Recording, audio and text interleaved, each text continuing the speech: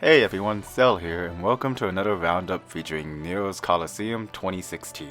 Like its 2015 counterpart, Nero's Colosseum features a set of battles against thematical teams, although this time we had special extreme battles based around the servants' legends.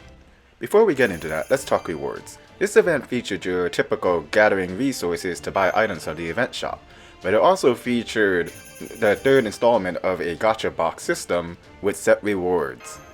Like its predecessor, there is no servant to be had in this event, but we did get 2 CEs instead of 1 this time. The first being the joint recital craft essence bought through the event shop. This CE boosts the effectiveness of buster type attacks along with increasing the damage of criticals. The CE is best used on servants like Lancer Arturia and Jeanne d'Arc Alter. Our second craft essence is the Princess of the White Rose, acquired through opening gacha boxes.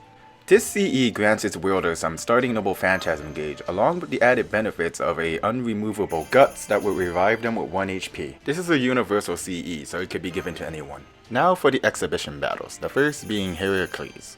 Heracles featured his full god hand, which meant we had to kill him 12 times. This battle took me 2 attempts to complete, so I don't have much to say about it. Next was the battle against Skaha and Kuhulain. Except for the initial mechanic of sealing our noble phantasm, I actually cleared it pretty quickly without realizing there was more to it.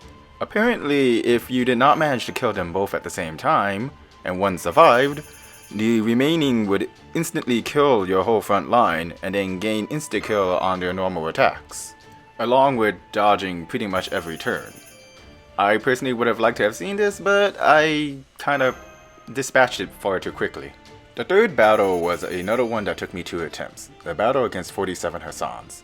The way this one worked was you fought 47 Hassans back to back, 4 of which were actual named Hassans. The named Hassans had a buff on them that if they died, they would kill the target that killed them.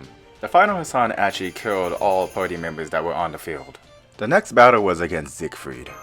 This guy was pretty much impervious to all damage, just like his legend says. So what you had to do was either bring nothing but servants that had defense-piercing noble phantasms, or apparently rely on buster chains to deal with him. Battle number 5 was against Meb. Her gimmick was that if you brought a man, she would automatically charm them for the whole battle. The way she worked was she had an absurd amount of buffs on her, and you had to take out her entourage of men to take away the buffs, but they would in turn buff her attack strength. Exhibition 6 was another really annoying battle against the first hero Gilgamesh. Apparently there were 2 versions of Gilgamesh, but I only fought one throughout the whole hour it took me to beat him. So in my case, the only mechanic he had was that he started by draining everyone's noble phantasm and then gave himself the King's Right, which allowed him to gain an attack buff every turn that lasted for 20 turns. And if you happen to remove this buff, he will automatically gain a full noble phantasm bar and then reapply it and redrain your noble phantasm. I basically just blitzed him down, and it took me about an hour or 2 to do that. And now we come to the coup de grace, the all-out battle, and my god was this thing annoying. For 3 hours, I fought it without making a dent. Basically, you had to fight 6 servants. Jack the Ripper, Medea, Arturia Lancer, Amaxashiro, Ramses, and Nero herself. Upon killing each one, they would grant the rest of their party members, even in the backline, a certain buff. Jack's was a 15,000 HP regen per turn, Arturia's was a noble phantasm bar per turn, Medea was an absurd defense buff, Amaxashiro made it so that they would crit more, Ramsey would make it so that you would never miss, and Nero's, if one of the other members happened to be alive when you finally killed Nero, she would grant them a guts, which apparently was unlimited. Arturia's and Medea's buffs could not be removed. I basically gave up on this one, deeming the rewards not worth the hassle and headache that it was giving me.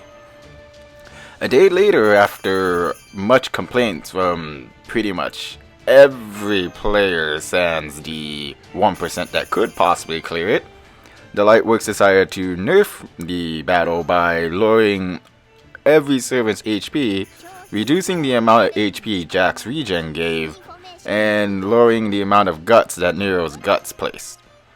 In the end, the Redux version took me another hour to complete, but I was not satisfied with my performance in it.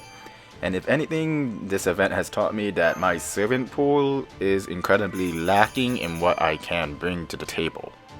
So in the end, this event was a little thing to see how well you can do after a year of playing, and pretty much a freebie on getting things like certain rare materials, for a lot of people skill crystals.